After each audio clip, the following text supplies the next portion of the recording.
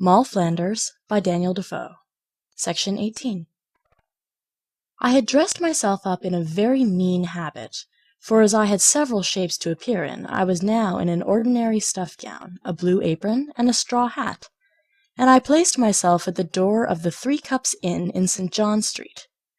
There were several carriers used the inn, and the stage coaches for Barnet, for Totteridge, and other towns that way stood always in the street in the evening, when they prepared to set out, so that I was ready for anything that offered, for either one or other.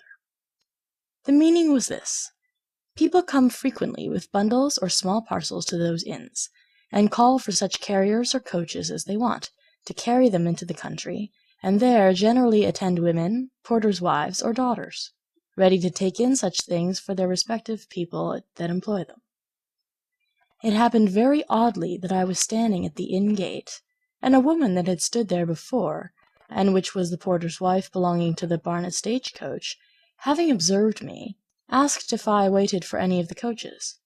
I told her yes, I waited for my mistress, that was coming to go to Barnet.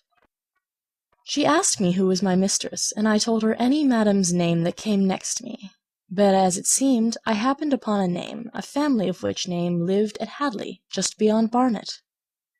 I said no more to her, or she to me, a good while, but by and by, somebody calling her at a door a little way off, she desired me that if anybody called for the Barnet coach, I would step and call her at the house, which it seems was an alehouse. I said yes, very readily, and away she went. She was no sooner gone, but comes a wench and a child, puffing and sweating, and asks for the Barnet coach. I answered presently, "Here." "Do you belong to the Barnet coach?" says she. "Yes, sweetheart," said I. "What do you want?"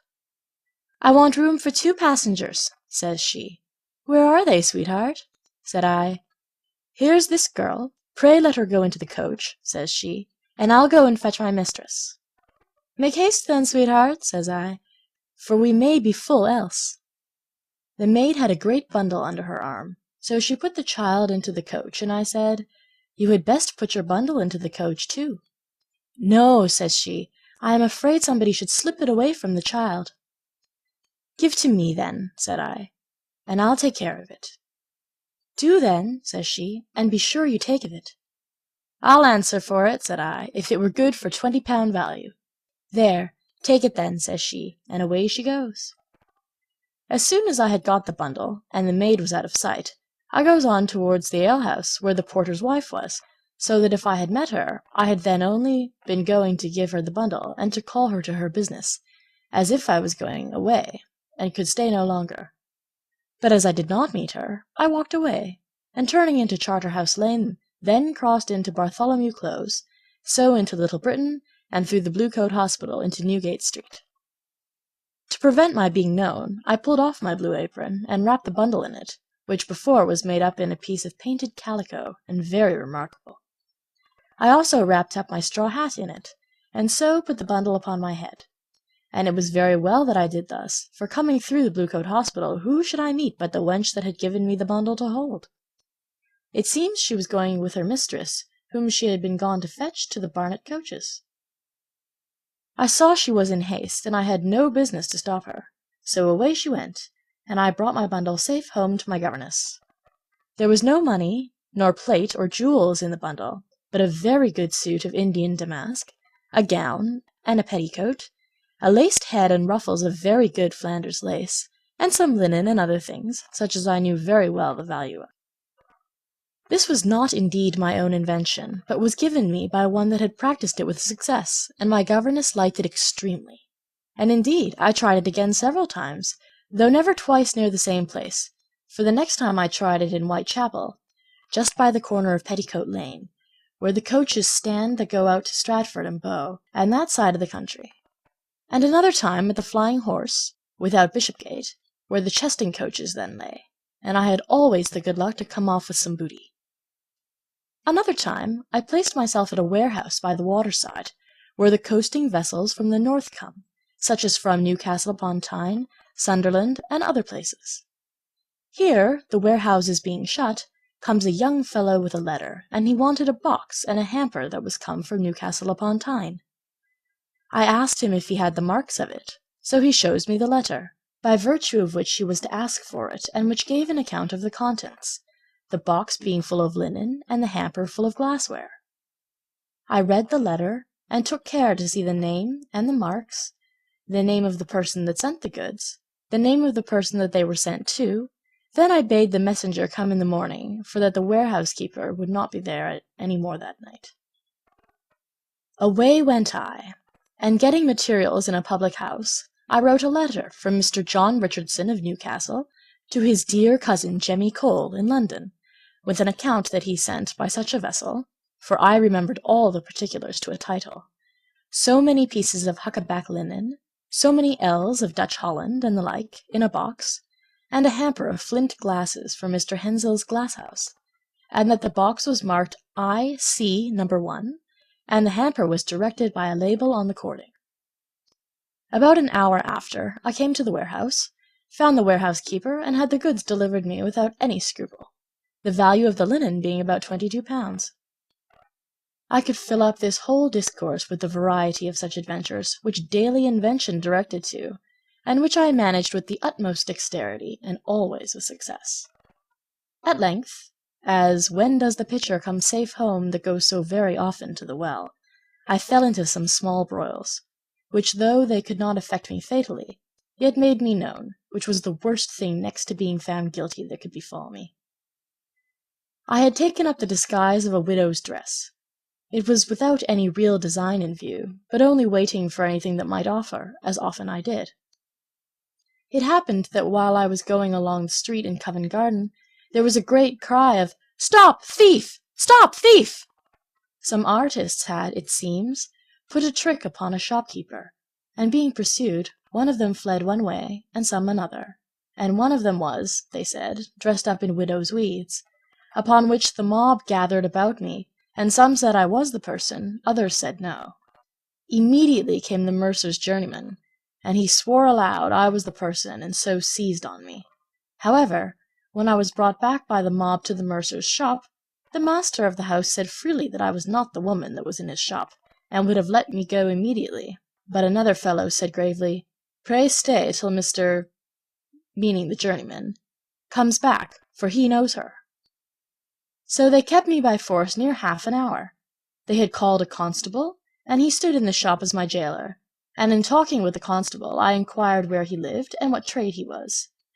The man, not apprehending in the least what happened afterwards, readily told me his name and trade and where he lived, and told me as a jest that I might be sure to hear of his name when I came to the Old Bailey. Some of the servants likewise used me saucily, and had much ado to keep their hands off me. The master indeed was civiller to me than they, but he would not yet let me go, though he owned he could not say I was in his shop before.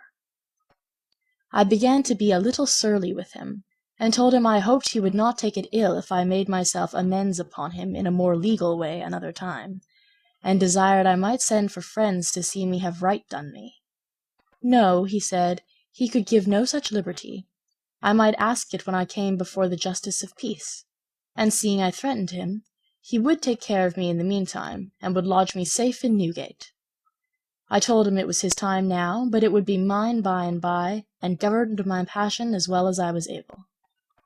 However, I spoke to the constable to call me a porter, which he did, and then I called for pen, ink, and paper, but they would let me have none. I asked the porter his name, and where he lived, and the poor man told it me very willingly. I bade him observe and remember how I was treated there, that he saw I was detained there by force. I told him I should want his evidence in another place, and it should not be the worse for him to speak. The porter said he would serve me with all his heart. "But, madam," says he, "let me hear them refuse to let you go, then I may be able to speak the plainer." With that I spoke aloud to the master of the shop, and said, "Sir, you know in your own conscience that I am not the person you look for, and that I was not in your shop before. Therefore I demand that you detain me here no longer, or tell me the reason of your stopping me." The fellow grew surlier upon this than before, and said he would do neither till he thought fit. "Very well," said I to the constable, and to the porter, "you will be pleased to remember this, gentleman, another time." The porter said, "Yes, madam," and the constable began not to like it, and would have persuaded the mercer to dismiss him and let me go, since, as he said, he owned I was not the person. "Good sir," said the mercer to him tauntingly, "are you a justice of peace or a constable? I charged you with her. Pray do you do your duty?" The constable told him, a little moved, but very handsomely, "I know my duty, and what I am, sir. I doubt you hardly know what you are doing." They had some other hard words, and in the meantime the journeyman, impudent and unmanly to the last degree, used me barbarously, and one of them, the same that first seized upon me, pretended he would search me, and began to lay hands on me. I spit in his face, called out to the constable, and bade him to take notice of my usage. "And pray, Mr. Constable," said I, "ask that villain's name," pointing to the man. The constable reproved him decently, told him that he acknowledged I was not the person that was in his shop, "and," says the constable, "I am afraid your master is bringing himself, and me too, into trouble, if this gentlewoman comes to prove who she is, and where she was, and it appears that she is not the woman you pretend to."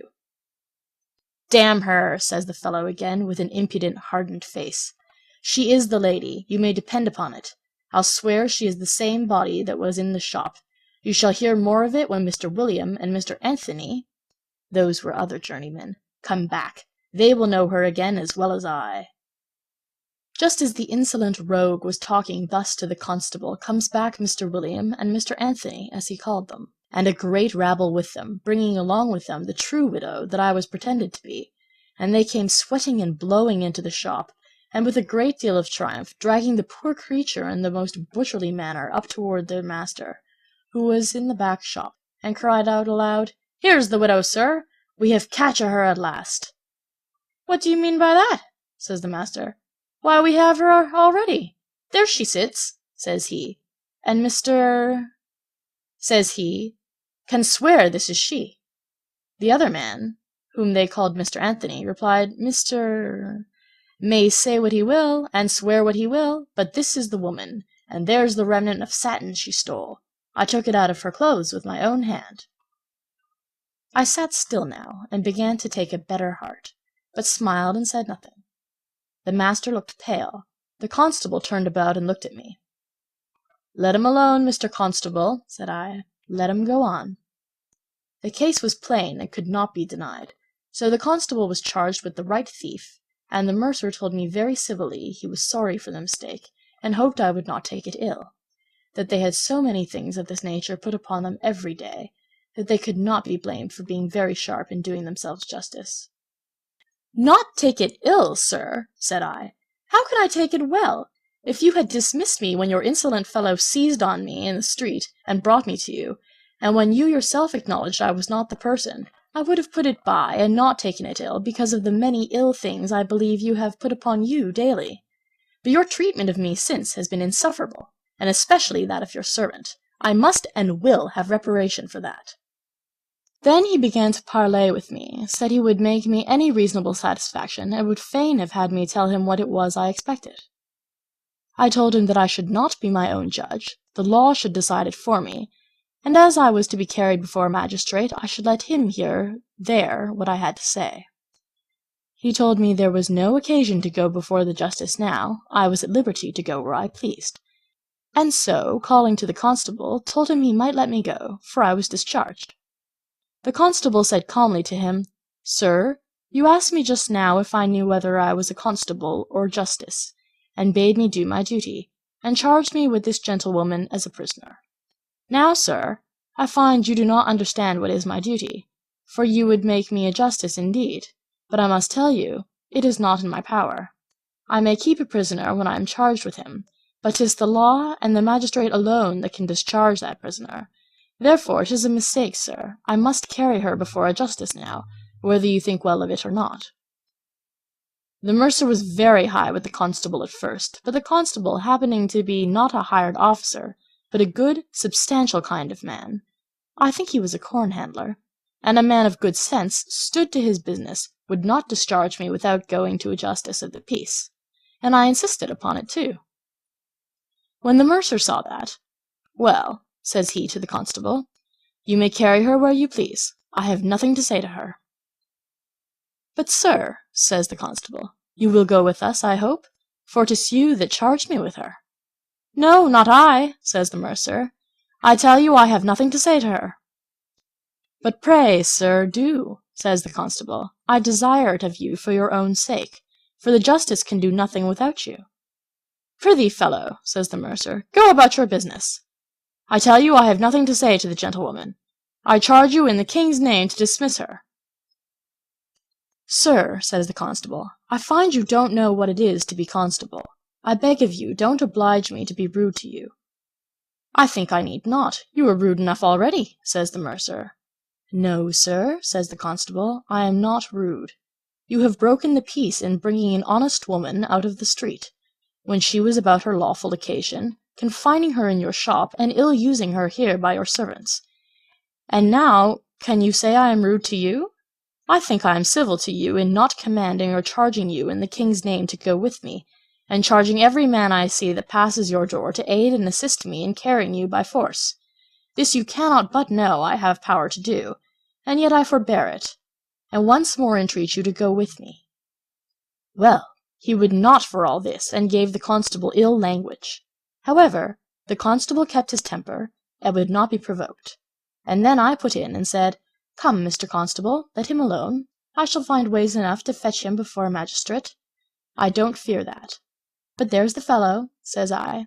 "He was the man that seized on me as I was innocently going along the street, and you are a witness of the violence with me since.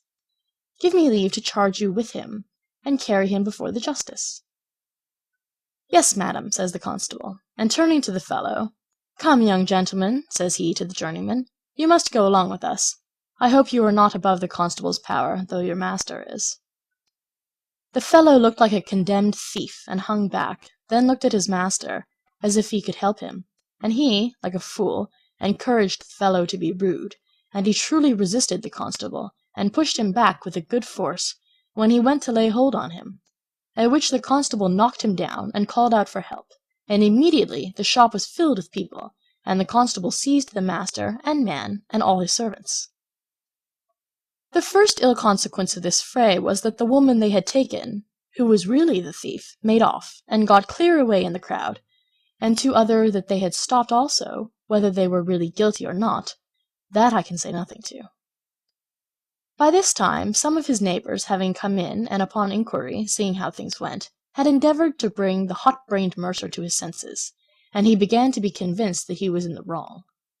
And so at length we went all very quietly before the justice, with a mob of about 500 people at our heels, and all the way I went I could hear the people ask what was the matter, and other reply and say a mercer had stopped a gentlewoman instead of a thief, and had afterwards taken the thief, and now the gentlewoman had taken the mercer, and was carrying him before the justice. This pleased the people strangely, and made the crowd increase, and they cried out as they went, "Which is the rogue? Which is the mercer?" and especially the women. Then when they saw him they cried out, "That's he! That's he!" and every now and then came a good dab of dirt at him. And thus we marched a good while, till the mercer thought fit to desire the constable to call a coach to protect himself from the rabble. So we rode the rest of the way, the constable and I, and the mercer and his man. When we came to the justice, which was an ancient gentleman in Bloomsbury, the constable giving first a summary account of the matter, the justice bade me speak, and tell what I had to say. And first he asked my name, which I was very loath to give, but there was no remedy, so I told him my name was Mary Flanders, that I was a widow, my husband being a sea captain, died on a voyage to Virginia, and some other circumstances I told which he could never contradict, and that I lodged at present in town with such a person, naming my governess, but that I was preparing to go over to America, where my husband's effects lay, and that I was going that day to buy some clothes to put myself into second mourning, but had not yet been in any shop, when that fellow, pointing to the mercer's journeyman, came rushing upon me with such fury as very much frightened me, and carried me back to his master's shop, where, though his master acknowledged I was not the person, yet he would not dismiss me, but charged a constable with me. Then I proceeded to tell how the journeymen treated me, how they would not suffer me to send for any of my friends, how afterwards they found the real thief and took the very goods they had lost upon her, and all the particulars as before. Then the constable related his case, his dialogue with the mercer about discharging me, and at last his servants refusing to go with him when he had charged him with him, and his master encouraging him to do so, and at last his striking the constable, and the like, all as I have told it already. The justice then heard the mercer and his man. The mercer indeed made a long harangue of the great loss they have daily by lifters and thieves, that it was easy for them to mistake, and that when he found it he would have dismissed me, etc., as above. As to the journeyman, he had very little to say, but that he pretended other of the servants told him that I was really the person. Upon the whole, the justice first of all told me very courteously I was discharged, that he was very sorry that the mercer's man should in his eager pursuit have so little discretion as to take up an innocent person for a guilty person, that if he had not been so unjust as to detain me afterward, he believed I would have forgiven the first affront. That, however, it was not in his power to award me any reparation for anything, other than by openly reproving them, which he should do, but he supposed I would apply to such methods as the law directed. In the meantime, he would bind him over. But as to the breach of the peace committed by the journeyman, he told me he should give me some satisfaction for that, for he should commit him to Newgate for assaulting the constable, and for assaulting me also. Accordingly, he sent the fellow to Newgate for that assault, and his master gave bail, and so we came away. But I had the satisfaction of seeing the mob wait upon them both, as they came out, hallooing and throwing stones and dirt at the coaches as they rode in, and so I came home to my governess. After this hustle, coming home and telling my governess the story, she falls a-laughing at me. "Why are you merry?" says I. "The story has not so much laughing room in it as you might imagine. I am sure I have had a great deal of hurry and fright too, with a pack of ugly rogues." "Laugh!" says my governess. "I laugh, child, to see what a lucky creature you are. Why, this job will be the best bargain to you that ever you made in your life, if you manage it well. I warrant you," says she, "you shall make the mercer pay you £500 for damages, besides what you shall get out of the journeyman." I had other thoughts of the matter than she had, and especially because I had given in my name to the justice of peace, and I knew that my name was so well known among the people at Hick's Hall, the Old Bailey, and such places, that if this cause came to be tried openly, and my name came to be inquired into, no court would give much damages, for the reputation of a person of such a character. However, I was obliged to begin a prosecution in form, and accordingly my governess found me out a very creditable sort of man to manage it, being an attorney of very good business, and of a good reputation, and she was certainly in the right of this, for had she employed a pettifogging hedge solicitor, or a man not known and not in good reputation, I should have brought it to but little.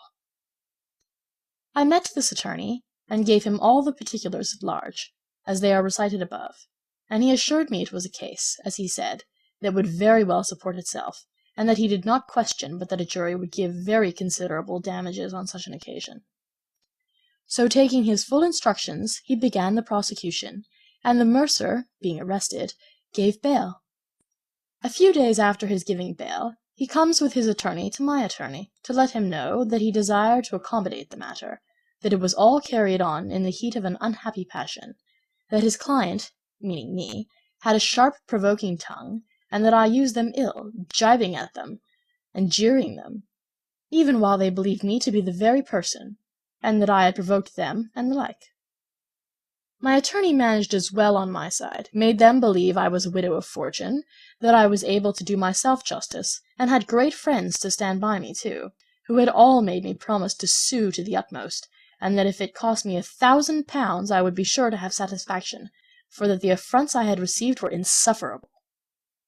However, they brought my attorney to this, that he promised he would not blow the coals, that if I inclined to accommodation he would not hinder me, and that he would rather persuade me to peace than to war, for which they told him he should be no loser. All which he told me very honestly, and told me that if they offered him any bribe I should certainly know it, but upon the whole he told me very honestly that if I would take his opinion, he would advise me to make it up with them, for that as they were in a great fright and were desirous above all things to make it up, and knew that, let it be what it would, they would be allotted to bear all the costs of the suit, He believed they would give me freely more than any jury or court of justice would give upon a trial. I asked him what he thought they would be brought to. He told me he could not tell as to that, but he would tell me more when I saw him again. Some time after this, they came again to know if he had talked with me. He told them he had, that he found me not so averse to an accommodation as some of my friends were, who resented the disgrace offered me, and set me on. That they blowed the coals in secret, prompting me to revenge, or do myself justice, as they called it, so that he could not tell what to say to it. He told them he would do his endeavour to persuade me, but he ought to be able to tell me what proposal they made. They pretended they could not make any proposal, because it might be made use of against them, and he told them that by the same rule he could not make any offers, for that might be pleaded in abatement of what damages a jury might be inclined to give. However, after some discourse and mutual promises that no advantage should be taken on either side by what was transacted then or at any other of those meetings, they came to a kind of a treaty, but so remote and so wide from one another that nothing could be expected from it. For my attorney demanded £500 in charges, and they offered 50 without charges. So they broke off, and the mercer proposed to have a meeting with me myself, and my attorney agreed to that very readily. My attorney gave me notice to come to this meeting in good clothes and with some state, that the mercer might see I was something more than I seemed to be that time they had me. Accordingly, I came in a new suit of second mourning, according to what I had said at the justice's. I set myself out, too, as well as a widow's dress in second mourning would admit. My governess also furnished me with a good pearl necklace, that shut in behind with a locket of diamonds, which she had in pawn, and I had a very good figure, and as I stayed till I was sure they were come, I came in a coach to the door, with my maid with me. When I came into the room, the mercer was surprised. He stood up and made his bow, which I took a little notice of, and but a little, and went and sat down where my attorney had pointed me to sit, for it was his house. After a little while, the mercer said he did not know me again, and began to make some compliments his way. I told him I believed he did not know me at first, and that if he had, I believed he would not have treated me as he did. He told me he was very sorry for what had happened, and that it was to testify the willingness he had to make all possible reparation that he had appointed this meeting. That he hoped I would not carry things to extremity, which might be not only too great a loss to him, but might be the ruin of his business and shop, in which case I might have the satisfaction of repaying an injury with an injury 10 times greater, but that I would then get nothing, whereas he was willing to do me any justice that was in his power, without putting himself or me to the trouble or charge of a suit at law.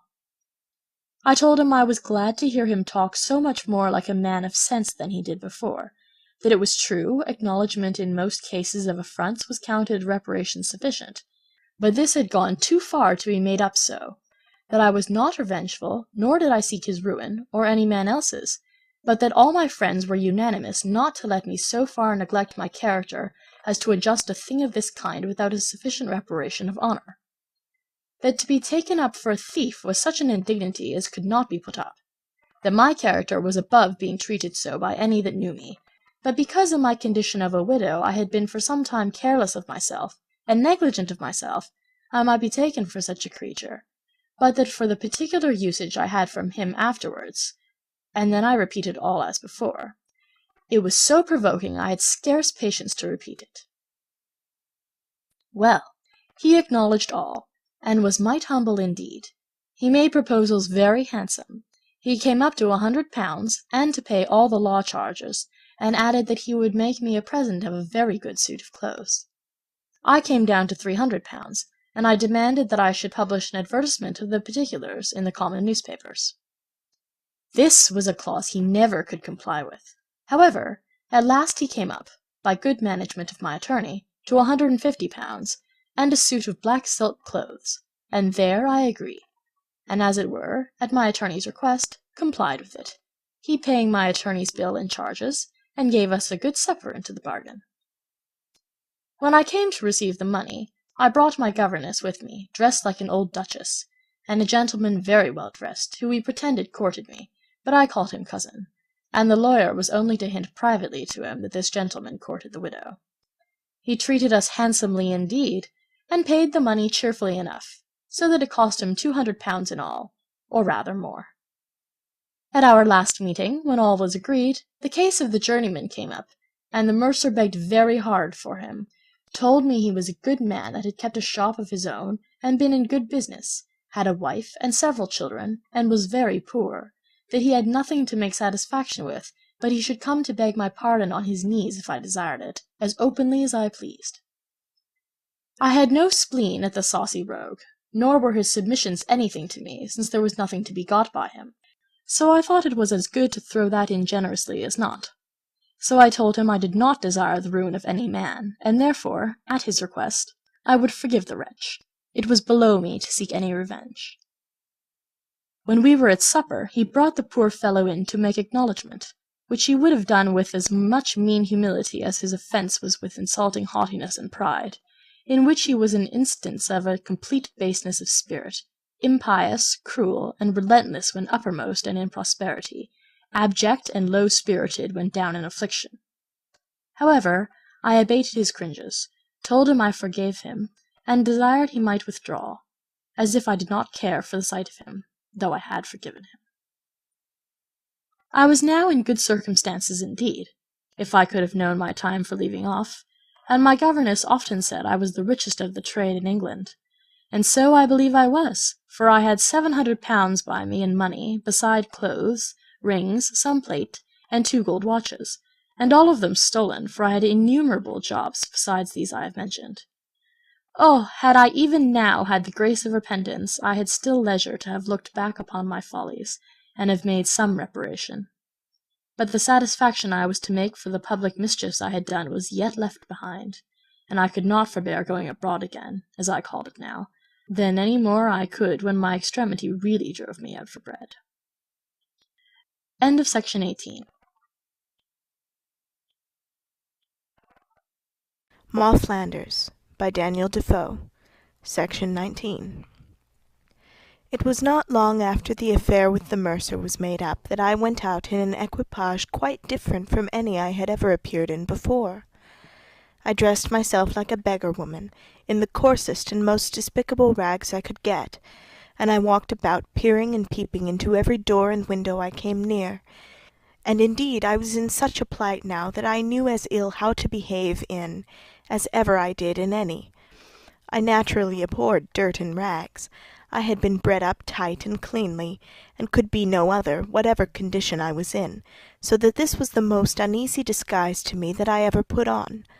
I said presently to myself that this would not do, for this was a dress that everybody was shy and afraid of, and I thought everybody looked at me as if they were afraid I should come near them, lest I should take something from them, or afraid to come near me, lest they should get something from me. I wandered about all the evening the first time I went out, and made nothing of it, but came home again wet, draggled, and tired. However, I went out again the next night, and then I met with a little adventure, which had like to have cost me dear.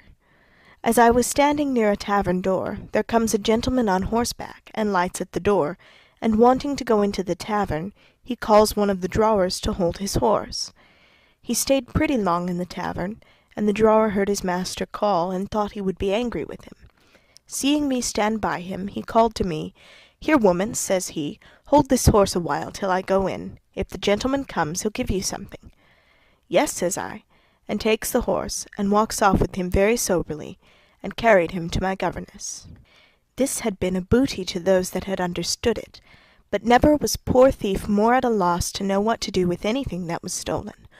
For when I came home, my governess was quite confounded, and what to do with the creature we neither of us knew. To send him to a stable was doing nothing, for it was certain that public notice would be given in the Gazette, and the horse described, so that we durst not go to fetch it again. All the remedy we had for this unlucky adventure was to go and set up the horse at an inn, and send a note by a porter to the tavern, that the gentleman's horse that was lost such a time was left at such an inn, and that he might be had there, that the poor woman that held him, having led him into the street, not being able to lead him back again, had left him there. We might have waited till the owner had published and offered a reward, but we did not care to venture the receiving the reward. So this was a robbery, and no robbery, for little was lost by it, and nothing was got by it, and I was quite sick of going out in a beggar's dress. It did not answer at all, and besides I thought it was ominous and threatening. While I was in this disguise, I fell in with a parcel of folks of a worse kind than any I ever sorted with, and I saw a little into their ways too. These were coiners of money, and they made some very good offers to me as to profit, but the part they would have had me have embarked in was the most dangerous part. I mean that of the very working the die, as they call it, which, had I been taken, had been certain death, and that is a stake. I say, to be burnt to death at a stake, so that though I was to appearance but a beggar, and they promised mountains of gold and silver to me to engage, yet it would not do. It is true, if I had been really a beggar, or had been desperate as when I began, I might perhaps have closed with it, for what care they to die that can't tell how to live? But at present this was not my condition. At least I was for no such terrible risks as these. Besides, the very thoughts of being burnt at a stake struck terror into my very soul, chilled my blood, and gave me the vapours to such a degree as I could not think of it without trembling. This put an end to my disguise too, for as I did not like the proposal, so I did not tell them so, but seemed to relish it, and promised to meet again. But I durst see them no more, for if I had seen them, and not complied, though I had declined it with the greatest assurance of secrecy in the world, they would have gone near to have murdered me, to make sure work, and make themselves easy, as they call it. What kind of easiness that is, they may best judge that understand how easy men are that can murder people to prevent danger. This and horse-stealing were things quite out of my way, and I might easily resolve I would have more to say to them. My business seemed to lie another way, and though it had hazard enough in it too, yet it was more suitable to me, and what had more of art in it, and more room to escape, and more chances for a coming off if a surprise should happen. I had several proposals made to me also about that time, to come into a gang of housebreakers, but that was a thing I had no mind to venture at neither, any more than I had the coining trade. I offered to go along with 2 men and a woman that made it their business to get into houses by stratagem, and with them I was willing enough to venture. But there were 3 of them already, and they did not care to part, nor I to have too many in a gang, so I did not close with them, but declined them, and they paid dear for their next attempt. But at length I met with a woman that had often told me what adventures she had made, and with success, at the waterside, and I closed with her, and we drove on our business pretty well. One day we came among some Dutch people at St. Catherine's, where we went on pretence to buy goods that were privately got on shore. I was 2 or 3 times in a house where we saw a good quantity of prohibited goods, and my companion once brought away 3 pieces of Dutch black silk that turned to good account, and I had my share of it. But in all the journeys I made by myself I could not get an opportunity to do anything, so I laid it aside, for I had been so often that they began to suspect something, and were so shy that I saw nothing was to be done. This balked me a little, and I resolved to push at something or other, for I was not used to come back so often without purchase. So the next day I dressed myself up fine, and took a walk to the other end of the town. I passed through the Exchange in the Strand, but had no notion of finding anything to do there, when on a sudden I saw a great cluttering in the place, and all the people, shopkeepers as well as others, standing up and staring, and what should it be but some great duchess come into the Exchange, and they said the Queen was coming. I set myself close up to a shop-side with my back to the counter, as if to let the crowd pass by, when keeping my eye upon a parcel of lace which the shopkeeper was showing to some ladies that stood beside me, the shopkeeper and her maid were so taken up with looking to see who was coming, and what shop they would go to, that I found means to slip a paper of lace into my pocket and come clear off with it, so the lady milliner paid dear enough for her gaping after the Queen. I went off from the shop, as if driven along by the throng, and mingling myself with the crowd, went out at the other door of the Exchange, and so got away before they could miss their lace, and because I would not be followed, I called a coach and shut myself up in it.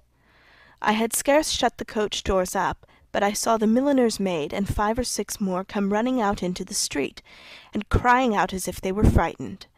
They did not cry, "Stop, thief," because nobody ran away, but I could hear the word "robbed" and "lace" 2 or 3 times, and saw the wench wringing her hands, and run staring to and again like one scared. The coachman that had taken me up was getting into the box, but was not quite up, so that the horse had not begun to move, so that I was terrible uneasy, and I took the packet of lace and laid it ready to have dropped it out at the flap of the coach, which opens before, just behind the coachman. But to my great satisfaction, in less than a minute the coach began to move, that is to say, as soon as the coachman had got up and spoken to his horses, so he drove away without any interruption, and I brought off my purchase, which was worth near £20. The next day I dressed up again, but in quite different clothes, and walked the same way again, but nothing offered till I came into St. James's Park, where I saw abundance of fine ladies in the park, walking in the Mall, and among the rest there was a little miss, a young lady of about 12 or 13 years old, and she had a sister, as I suppose it was, with her, that might be about 9 years old. I observed the biggest had a fine gold watch on, and a good necklace of pearl, and they had a footman in livery with them, but as it is not unusual for the footman to go behind the ladies in the Mall, so I observed the footman stopping at their going into the Mall, and the biggest of the sisters spoke to him, which I perceived was to bid him be just there when they came back. When I heard her dismiss the footman, I stepped up to him and asked him what that little lady was, and held a little chat with him about what a pretty child it was with her, and how genteel and well-carriaged the lady, the eldest, would be, how womanish and grave, and the fool of a fellow told me presently who she was, that she was Sir Thomas's eldest daughter of Essex, and that she was a great fortune, that her mother was not come to town yet, but she was with Sir William's lady of Suffolk, at her lodging in Suffolk Street, and a great deal more, that they had a maid and a woman to wait on them, besides Sir Thomas's coach, the coachman, and himself, and that young lady was governess to the whole family, as well here as at home too, and in short, told me abundance of things enough for my business. I was very well dressed, and had my gold watch as well as she, so I left the footman, and I puts myself in a rank with this young lady, having stayed till she had taken one double turn in the Mall, and was going forward again. By and by I saluted her by the name, with the title of Lady Betty. I asked her when she heard from her father, when my lady her mother would be in town, and how she did. I talked so familiarly to her of her whole family that she could not suspect but that I knew them all intimately. I asked her why she would come abroad without Mrs. Chime with her, that was the name of her woman, to take care of Mrs. Judith, that was her sister. Then I entered into a long chat with her about her sister, what a fine little lady she was, and asked her if she had learned French, and 1,000 such little things to entertain her, when on a sudden we saw the guards come, and the crowd ran to see the king go by to the Parliament House. The ladies ran all up to the side of the Mall, and I helped my lady to stand upon the edge of the boards on the side of the Mall, that she might be high up enough to see, and took the little one and lifted her quite up, during which I took care to convey the gold watch so clean away from the Lady Betty that she never felt it nor missed it, till all the crowd was gone, and she was gotten into the middle of the Mall among the other ladies. I took my leave of her in the very crowd, and said to her, as if in haste, "Dear Lady Betty, take care of your little sister." And so the crowd did, as it were, thrust me away from her, and that I was obliged unwillingly to take my leave. The hurry in such cases is immediately over, and the place clear as soon as the king is gone by. But as there is always a great running and clutter just as the king passes, so, having dropped the 2 little ladies, and done my business with them without any miscarriage, I kept hurrying on among the crowd, as if I ran to see the king. And so I got before the crowd, and kept so till I came to the end of the Mall, when the king going on toward the Horses' Guard, I went forward to the passage, which went then through against the lower end of the Haymarket, and there I bestowed a coach upon myself, and made off, and I confess that I had not yet been so good as my word, that is, to go and visit my Lady Betty. I was once of the mind to venture staying with Lady Betty till she missed the watch, and so have made a great outcry about it with her, and have got her into the coach, and put myself in the coach with her, and have gone home with her, for she appeared so fond of me, and so perfectly deceived by my so readily talking to her of all her relations and family, that I thought it was very easy to push the thing further, and to have at least got the necklace of pearls. But when I considered that, though the child would not perhaps have suspected me, other people might, and that if I was searched I should be discovered, I thought it was best to go off with what I had got and be satisfied. I came accidentally afterwards to hear that when the young lady missed her watch, she made a great outcry in the park, and sent her footman up and down to see if he could find me out, she having described me so perfectly that he knew presently that it was the same person that had stood and talked so long with him, and asked him so many questions about them. But I gone far enough out of their reach before she could come at her footman to tell him the story. I made another adventure after this, of a nature different from all I had been concerned in yet, and this was at a gaming-house near Covent Garden. I saw several people go in and out, and I stood in the passage a good while with another woman with me, and seeing a gentleman go up that seemed to be of more than ordinary fashion, I said to him, "Sir, pray don't they give women leave to go up?" "Yes, madam," he said, "and to play too, if they please." "I mean so, sir," said I. And with that he said he would introduce me if I had a mind. So I followed him to the door, and he looking in, "There, madam," says he, "are the gamesters, if you have a mind to venture." I looked in, and said to my comrade aloud, "Here's nothing but men. I won't venture among them." At which one of the gentlemen cried out, "You need not be afraid, madam. Here is none but fair gamesters. You are very welcome to come and sit where you please." So I went a little nearer and looked on, and some of them brought me a chair, and I sat down and saw the box and dice go round apace. Then I said to my comrade, "The gentlemen play too high for us. Come, let us go." The people were all very civil, and one gentleman in particular encouraged me, and said, "Come, madam, if you please to venture, if you dare trust me, I'll answer for it you shall have nothing put upon you here." "No, sir," said I, smiling, "I hope the gentleman would not cheat a woman." But still I declined venturing, though I pulled out a purse with money in it, that they might see I did not want money. After I had sat a while, one gentleman said to me, jeering, "Come, madam, I see you are afraid to venture for yourself. I always had good luck with the ladies. You shall set for me if you won't set for yourself." I told him, "Sir, I should be very loth to lose your money," though I added, "I am pretty lucky too, but the gentlemen play so high that I dare not indeed venture my own." "Well, well," says he, "there's 10 guineas, madam. Set them for me." So I took his money and set, himself looking on. I ran out 9 of the guineas by 1 and 2 at a time, and then the box coming to the next man to me, my gentleman gave me 10 guineas more, and made me set 5 of them at once, and the gentleman who had the box threw out, so there was 5 guineas of his money again. He was encouraged at this, and made me take the box, which was a bold venture.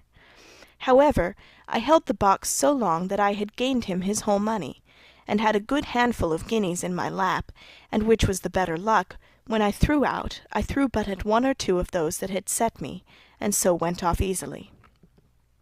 When I was come this length, I offered the gentleman all the gold, for it was his own, and so would have had him play for himself, pretending I did not understand the game well enough.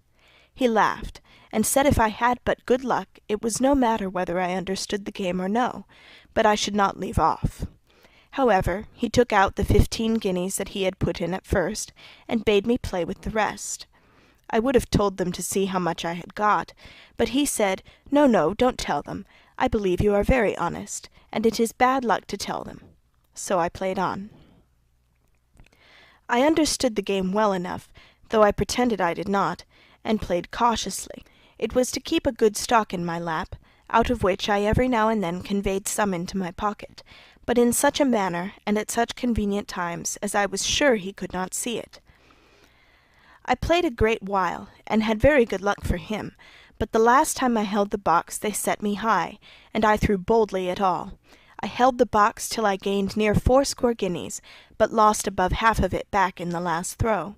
So I got up, for I was afraid I should lose it all back again, and said to him, "Pray come, sir, now, and take it and play for yourself. I think I have done pretty well for you." He would have had me play on, but it grew late, and I desired to be excused. When I gave it up to him, I told him I hoped he would give me leave to tell it now, that I might see what I had gained, and how lucky I had been for him. When I told them, there were 63 guineas. "Ay," says I, "if it had not been for that unlucky throw, I had got you 100 guineas. So I gave him all the money, but he would not take it till I had put my hand into it and taken some for myself, and bid me please myself. I refused it, and was positive I would not take it myself. If he had a mind to anything of that kind, it should be all his own doings. The rest of the gentlemen, seeing us striving, cried, "Give it her all!" But I absolutely refused that. Then one of them said, "Damn ye, Jack, have it with her. Don't you know you should always be upon even terms with the ladies?" So in short he divided it with me, and I brought away 30 guineas, besides about 43 which I had stole privately, which I was sorry for afterward, because he was so generous.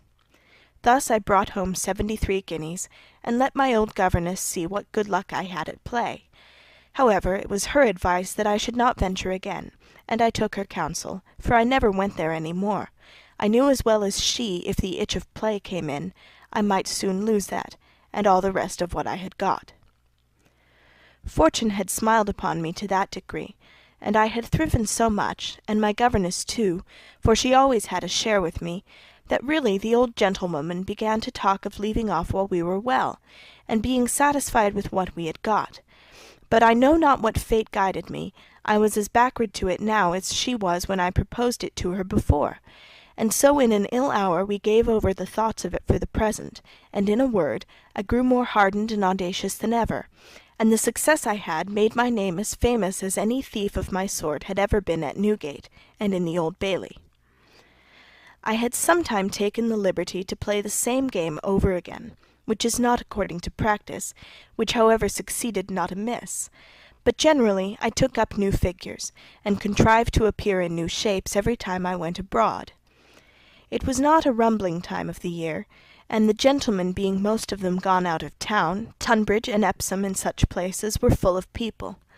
But the city was thin, and I thought our trade felt it a little, as well as other, so that at the latter end of the year I joined myself with a gang who usually go every year to Stourbridge Fair, and from thence to Bury Fair in Suffolk. We promised ourselves great things there, but when I came to see how things were, I was weary of it presently, for except mere picking of pockets there was little worth meddling with. Neither, if a booty had been made, was it so easy carrying it off, nor was there such a variety of occasion for business in our way as in London. All that I made of the whole journey was a gold watch at Bury Fair, and a small parcel of linen at Cambridge, which gave me an occasion to take leave of the place. It was on old Bite, and I thought might do with a country shopkeeper, though in London it would not. I bought at a linen-draper's shop, not in the fair, but in the town of Cambridge, as much fine holland and other things as came to about £7. When I had done, I bade them be sent to such an inn where I had purposely taken up my being the same morning, as if I was to lodge there that night. I ordered the draper to send them home to me, about such an hour, to the inn where I lay, and I would pay him his money.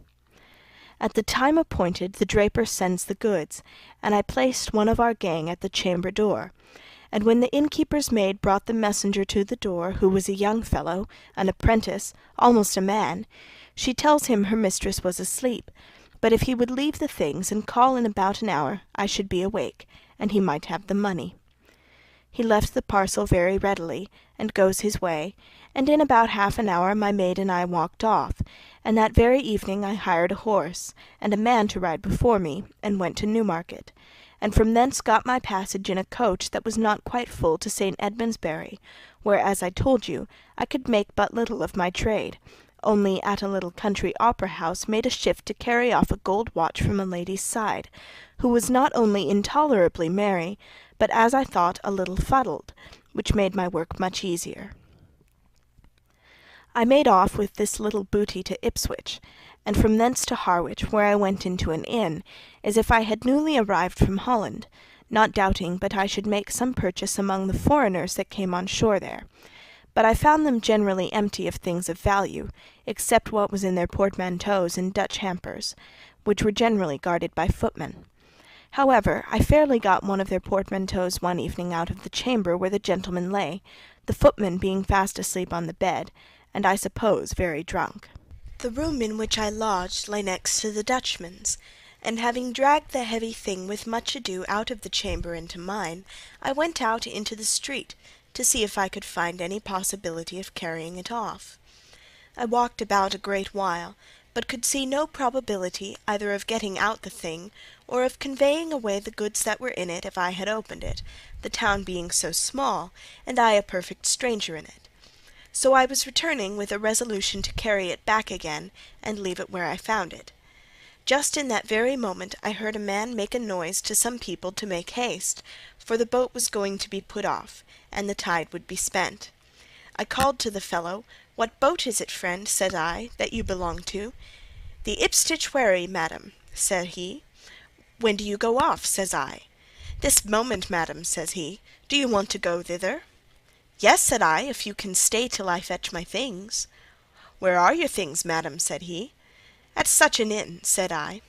"Well, I'll go with you, madam," said he, very civilly, "and bring them for you." "Come away, then," says I, and takes him with me. The people of the inn were in a great hurry, the packet-boat from Holland being just come in, and 2 coaches just come along with passengers from London, for another packet-boat that was going off for Holland, which coaches were to go back next day with the passengers that were just landed. In this hurry it was not much minded that I came to the bar and paid my reckoning, telling my landlady I had gotten my passage by sea in a wherry.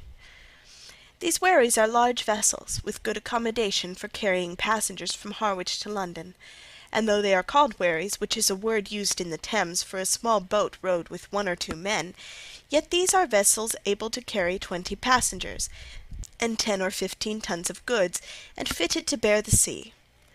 All this I had found out by inquiring the night before into the several ways of going to London. My landlady was very courteous, took my money for my reckoning, but was called away, all the house being in a hurry. So I left her, took the fellow up to my chamber, gave him the trunk or portmanteau, for it was like a trunk, and wrapped it about with an old apron, and he went directly to his boat with it, and I after him, nobody asking us the least question about it. As for the drunken Dutch footman, he was still asleep, and his master with other foreign gentlemen at supper, and very merry below, so I went clean off with it to Ipswich, and going in the night, the people of the house knew nothing but that I was gone to London by the Harwich wherry, as I had told my landlady. I was plagued at Ipswich with the custom-house officers, who stopped my trunk, as I called it, and would open and search it. I was willing, I told them, they should search it, but husband had the key, and he was not yet come from Harwich.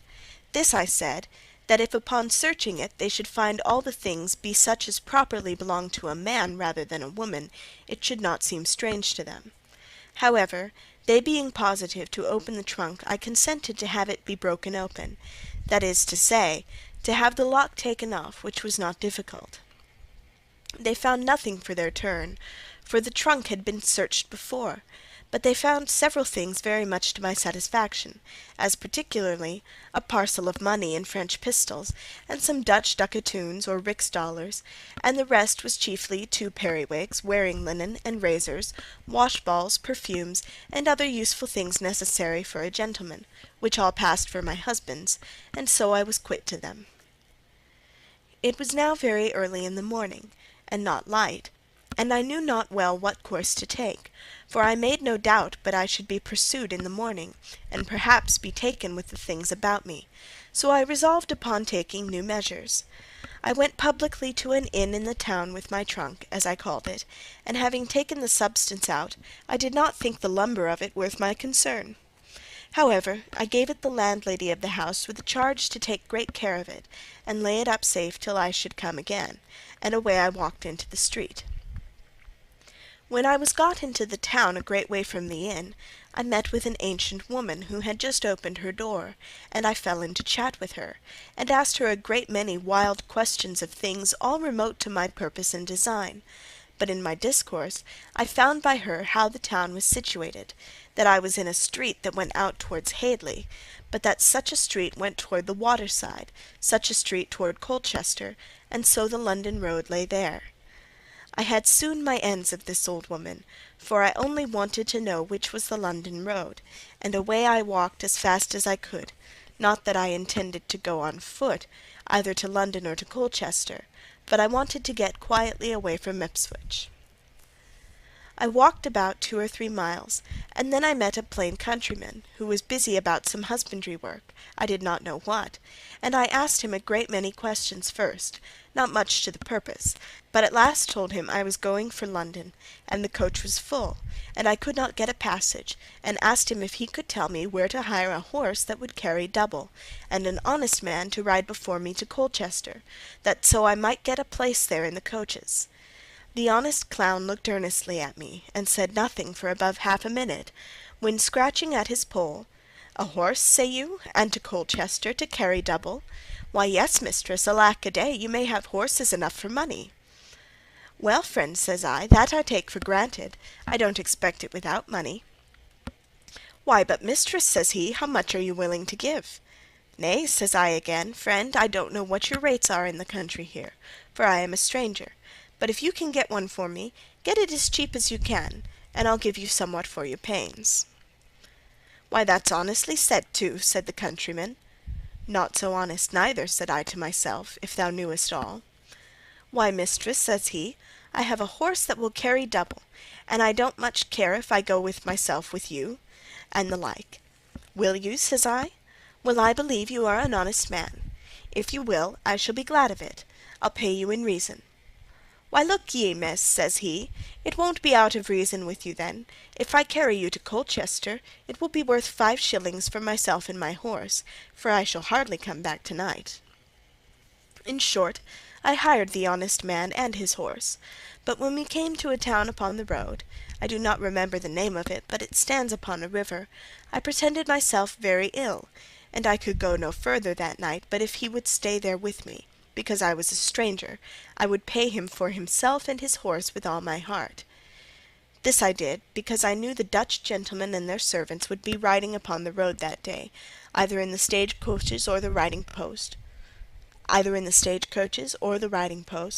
and I did not know but the drunken fellow, or somebody else that might have seen me in Harwich, might see me again, and so I thought that in one day's stop they would be all gone by. We lay all that night there, and the next morning it was not very early when I set out, so that it was near 10 o'clock by the time I got to Colchester.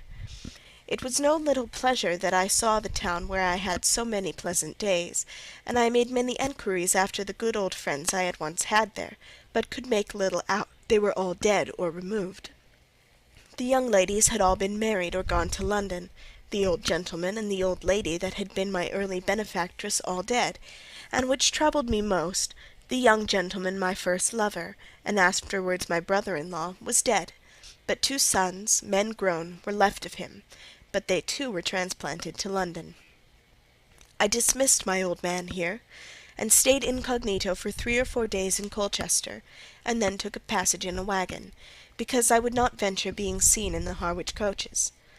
But I needed not have used so much caution, for there was nobody in Harwich but the woman of the house could have known me, nor was it rational to think that she, considering the hurry she was in, and that she never saw me but once, and that by candlelight, should ever have discovered me. End of Section 19.